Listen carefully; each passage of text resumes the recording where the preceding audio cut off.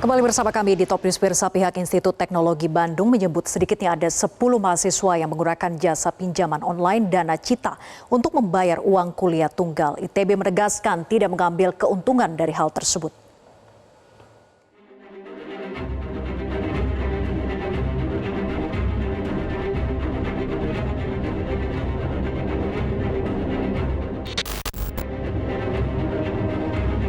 Pihak Institut Teknologi Bandung angkat bicara soal polemik pembayaran uang kuliah tunggal atau UKT dan tawaran skema pembayaran melalui pinjaman online atau pinjol vintage Dana Cita.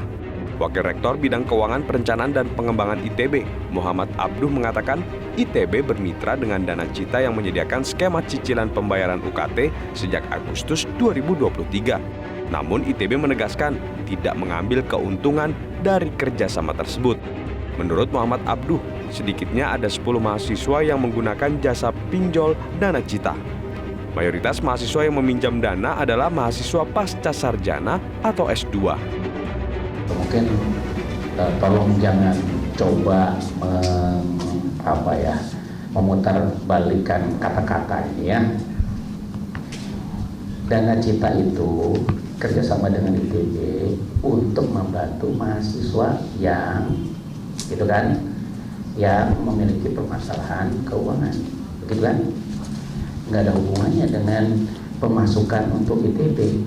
Pemasukan ITB ketika mahasiswa itu membayar. Dan sebagai informasi, yang meminjam pun tidak banyak, hanya 10 orang. Ya. Dengan baru-baru ini, begitu, dan semuanya baru-baru ini, dan itu pun lebih banyak adalah mahasiswa pasca sarjana, bukan mahasiswa sarjana. Ya, adapun mahasiswa sarjana pun adalah mahasiswa-mahasiswa yang memang UKT-nya tinggi. Jadi ini Dana Cita memang bukan pasarnya buat orang tua ataupun mahasiswa-mahasiswa yang memiliki ekonominya.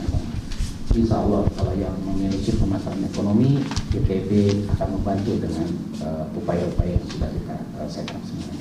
Dan kalau tadi kita sudah mendengarkan penjelasan dari pihak ITB yang mengatakan memang sedang menangani proses terkait polemik pembayaran UKT dengan bekerja sama bersama dengan perusahaan fintech ataupun pinjaman online.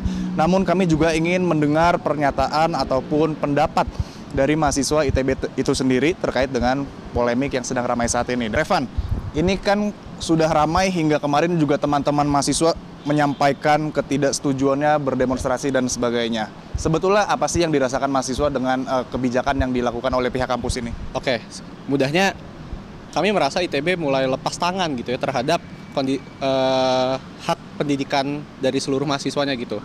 Karena apa? Karena secara tiba-tiba utamanya pada tanggal 22 Januari gitu ya, mahasiswa-mahasiswa yang sedang mengalami kesulitan pembayaran tuh tidak bisa melakukan FRS, tidak bisa mengisi formulir rencana studi, yang dimana FRS ini suatu hal yang krusial gitu ya untuk melanjutkan studi di semester berikutnya kan. Dan itu pun juga tidak ada kepastian yang jelas gitu dari pihak kampus, dan tiba-tiba aja gitu pihak kampus merekomendasikan fintech si Dana Cita tersebut gitu sebagai salah satu opsi pembayaran, dan yang sangat disayangkannya tuh dieksplisitin gitu di situs akademik kami. Kami merasa bahwa wah ITB nih malah mengarahkan kita ke pinjol, kayak ini kan pinjol kan tuh memberatkan gitu ya buat mahasiswa ya. Mau segala bentuk pinjaman pun ya, student loan pun udah banyak gitu riset yang bahwa mengatakan student loan memberatkan, hanya menambah peluang untuk masuk ke perguruan tinggi aja dan tidak memberi dampak baik buat jangka panjang gitu ya. Dan jadi kami tuh merasa bahwa wah ITB ini lepas tangan nih sama kesejahteraan mahasiswanya gitu. Sementara itu, Menteri Keuangan Sri Mulyani menilai fenomena pelibatan pinjol untuk membayar uang kuliah menunjukkan mahasiswa Indonesia membutuhkan dana untuk pendidikan. Pemerintah sendiri tengah menggodok opsi student loan atau pembiayaan pendidikan dengan skema cicilan. Tapi pertanyaannya, apakah opsi yang tengah digodok itu tepat? Dari Bandung, Jawa Barat, Rifki Nafis Basya, Bayu Ramdhani, Metro TV.